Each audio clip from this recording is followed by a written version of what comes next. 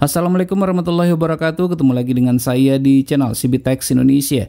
Jika pada video sebelumnya kita sudah melakukan unboxing dan review singkat dari receiver GT Media GTX Combo ini, di mana dalam paket penjualannya itu kita sudah mendapatkan kartu garansi. Sebenarnya produk ini bergaransi selama 1 tahun ya.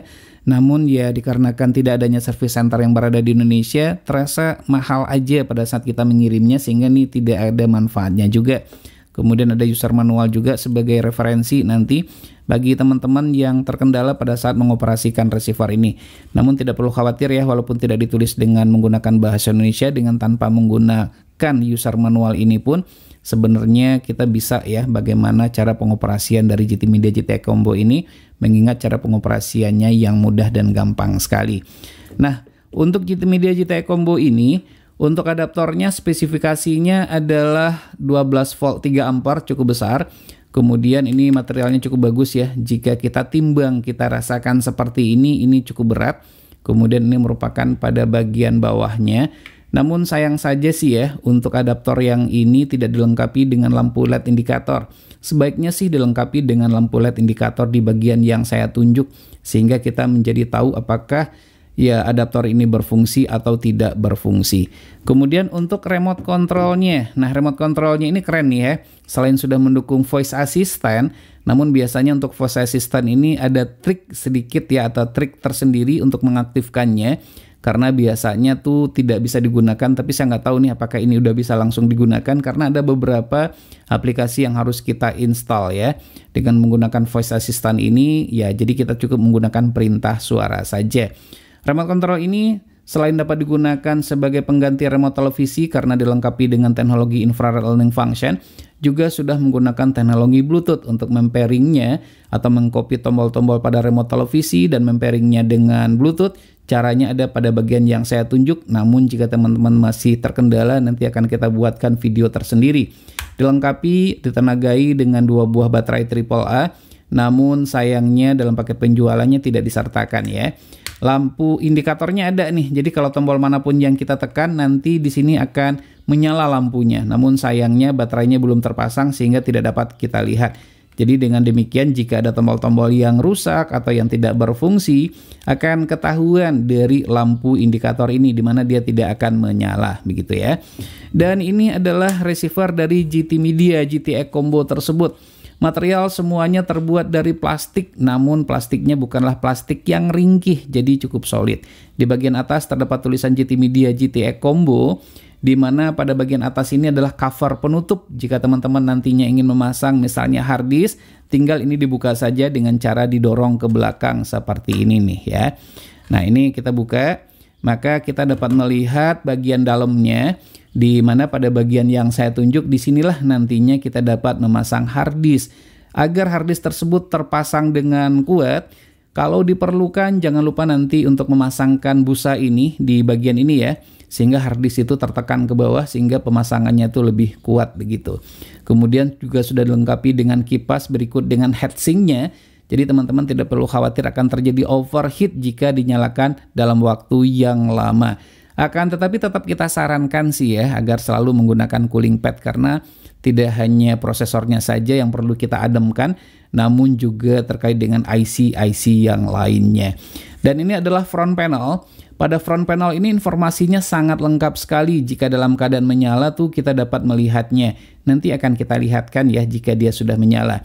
Ini aksen seperti ini tuh membuat kesan dari receiver ini menjadi lebih premium. Lalu ini merupakan pada sisi bagian samping kanannya. Jadi di sini kita dapat menemukan CI slot ya. Nah, seperti ini, tinggal ditarik saja ke belakang.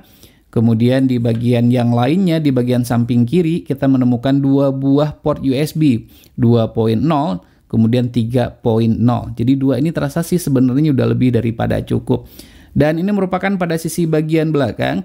Di sisi bagian belakang kita dapat menemukan port untuk adaptor 12 volt, kemudian LAN port atau Ethernet port ya. Dan perlu juga diketahui, untuk receiver ini juga sudah dilengkapi dengan modul Wi-Fi 2,4 GHz dan 5 GHz. Jadi tinggal dipastikan saja ya jika ingin terkoneksi secara wireless, pastikan routernya sebaiknya juga mendukung yang 5 GHz-nya karena transfer rate-nya lebih bagus dan lebih besar. Kemudian di sini juga ada HDMI untuk televisi LED maupun yang sejenis, dan AV out bagi teman-teman yang masih menggunakan televisi tabung. Optical out atau SPDIF out juga tersedia, dapat dihubungkan dengan home theater sehingga kita dapat merasakan sensasi suara yang luar biasa bagusnya seperti Dolby ya. Kan tentunya ini mendukung bagi perangkat audio yang mendukung. Lalu ini ada antena in dan LNB in, ini adalah untuk televisi digital dan ini adalah untuk antena parabola. Dan di bagian atasnya terdapat CA card atau slot untuk kartu tayang. Namun sangat disayangkan sekali untuk provider televisi tayang yang ada, televisi berbayar di Indonesia maksudnya ya, itu untuk kartu tayangnya itu di pairing dengan receiver bawaannya, jadi ini percuma saja ya. Namun ya siapa tahu di kemudian hari ini bisa untuk digunakan. Dan ini merupakan pada sisi bagian bawah. Pada sisi bagian bawah ini terdapat ventilasi udara. Tidak banyak namun cukup ya, ukurannya pun juga cukup besar sehingga tuh sirkulasi udaranya menjadi lebih lancar. Kemudian juga terdapat pad yang terbuat dari karet bukan terbuat dari busa, sehingga pada saat kita taruh di atas meja tidak mudah untuk bergeser. Jadi kurang lebih adalah seperti itu ya. Nah, di video review ini nanti akan kita bagi menjadi 3 segmen ya, karena kita ingin melakukan pengujian secara menyeluruh. Yang pertama kita akan menguji sistem operasinya. Kemudian yang kedua kita akan menguji yaitu di VBS S2X-nya, yaitu adalah untuk koneksi ke parabola.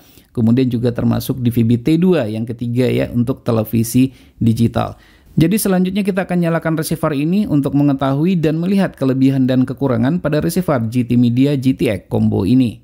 Untuk keperluan review ini kita menginstal beberapa aplikasi yang dibutuhkan. Aplikasi dapat diinstal melalui Play Store ataupun aplikasi pihak ketiga seperti dari Aptoide dan APK Pure. Berikut spesifikasi GT Media GTX Combo.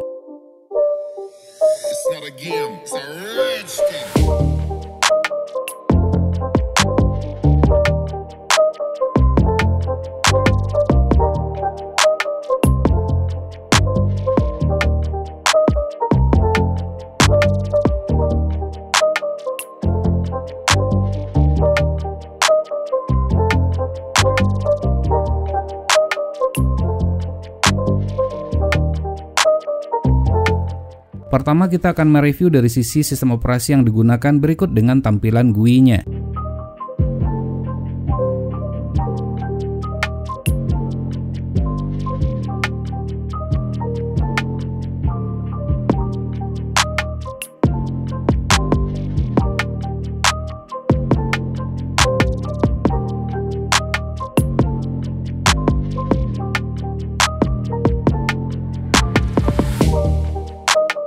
Tampilan GUI cukup menarik, memiliki 2 launcher secara default, yaitu GT Launcher dan GT Launcher versi 2. Berbeda dengan receiver Android lain, untuk GTX Combo ini, kita dapat mengcustomize tampilan GUI-nya. Silakan nanti teman-teman oprek lebih lanjut.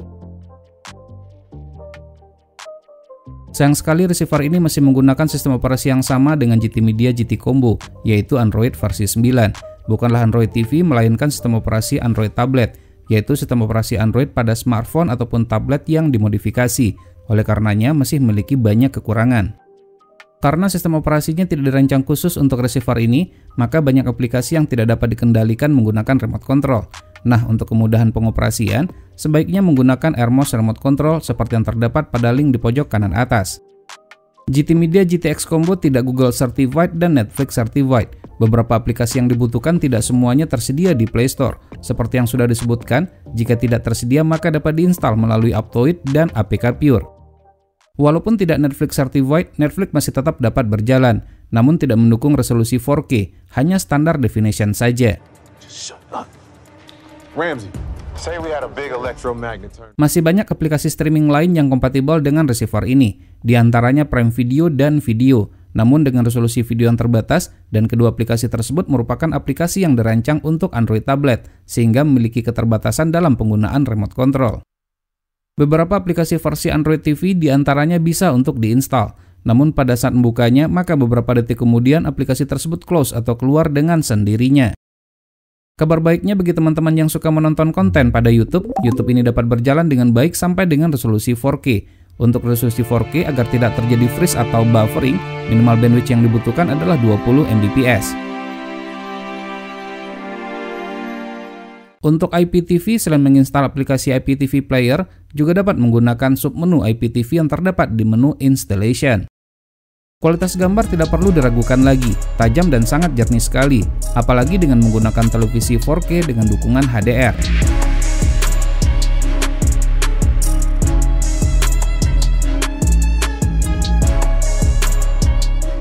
Tidak hanya untuk kebutuhan streaming saja, receiver ini juga dapat digunakan untuk bermain game ringan, seperti ini.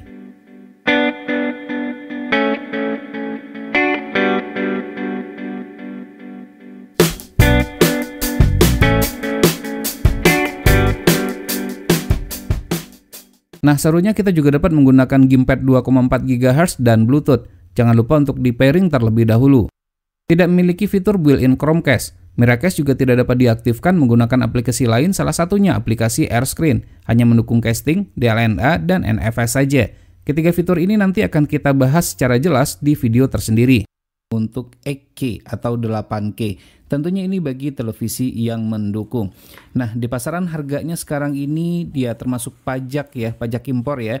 Itu di kisaran 2 juta rupiah. Namun jika beruntung dan setelah dipotong dengan voucher, bisa jadi totalnya di bawah itu. Tombol voice assistant di remote control sangat berguna sekali untuk mengendalikan receiver ini, cukup dengan menggunakan perintah suara saja, seperti berikut ini.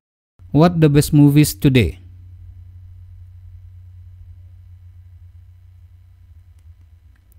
Tell me the best action movies on Netflix.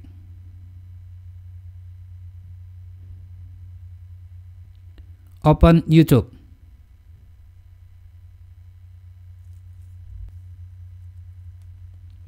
How's the weather today? Today in Lamba, there will be scattered thunderstorms, with a forecasted high of 79 and a low of 64. Right now it's 78 degrees and cloudy. Jika memiliki koleksi video berupa film dan lainnya, tentu saja dapat diputar dengan baik. Tidak perlu khawatir, GTX Combo mendukung format HEVC H265 dengan dukungan Dolby Audio. More investment, so we can hopefully compete in the... It's not my fault, you know.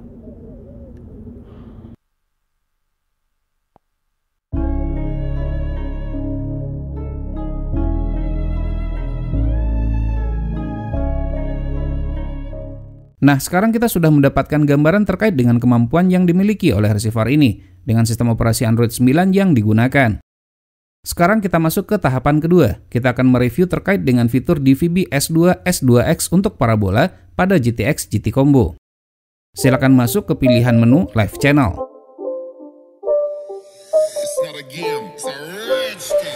Berikut tampilan menu GT Media GTX Combo.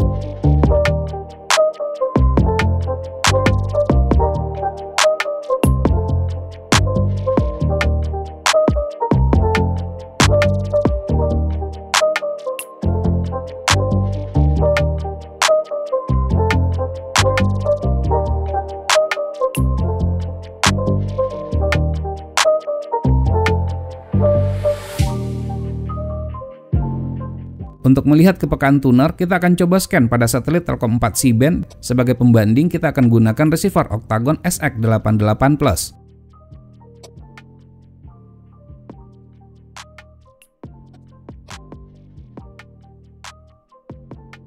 Dan inilah hasil yang kita dapatkan. Perlu diketahui, untuk di satelit hampir semuanya sudah tersedia secara default, jadi tinggal ditambahkan saja bila satelit yang dicari belum tersedia.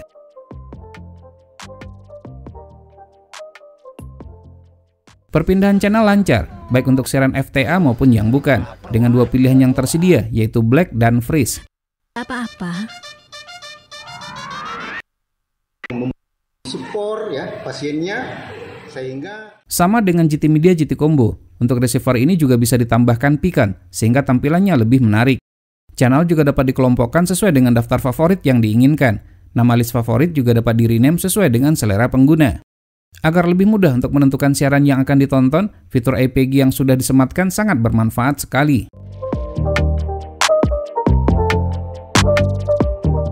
Dengan fitur record dan time shift, maka kita dapat merekam tayangan tertentu dan mempost tayangan tersebut untuk sementara waktu. Jangan lupa untuk memasang media penyimpanan terlebih dahulu seperti flash disk ataupun hard disk.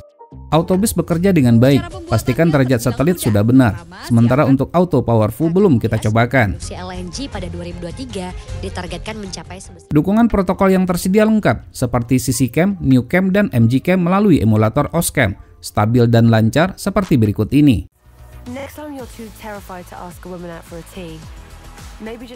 Untuk menampilkan emulator OSCam, silakan tekan menu pada pilihan Installation, lalu tekan angka 6 sebanyak 6 kali.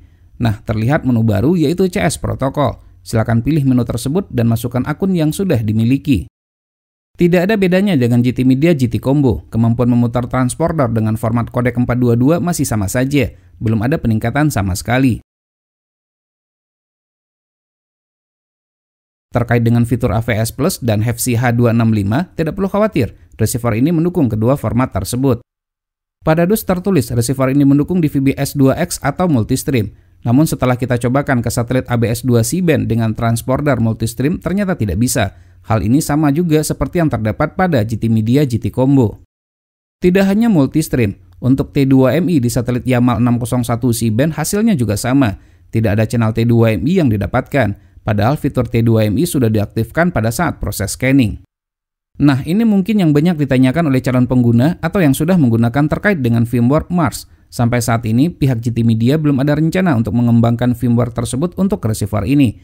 Meski demikian, kabar baiknya bagi pengguna GT Combo, firmware Mars segera rilis untuk receiver tersebut. Terakhir, kita masuk ke tahapan ketiga. Kita akan kupas terkait dengan fitur DVB T2 untuk TV digital. Tuner T2 pada receiver ini boleh dikatakan sensitif, dapat melock semua MUX yang aktif di lokasi saya, termasuk MUX dengan sinyal lemah.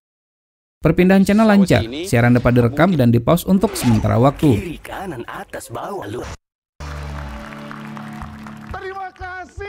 Tidak mendukung fitur EWS sebagai peringatan dini di saat terjadi bencana alam seperti gempa dan lain-lain.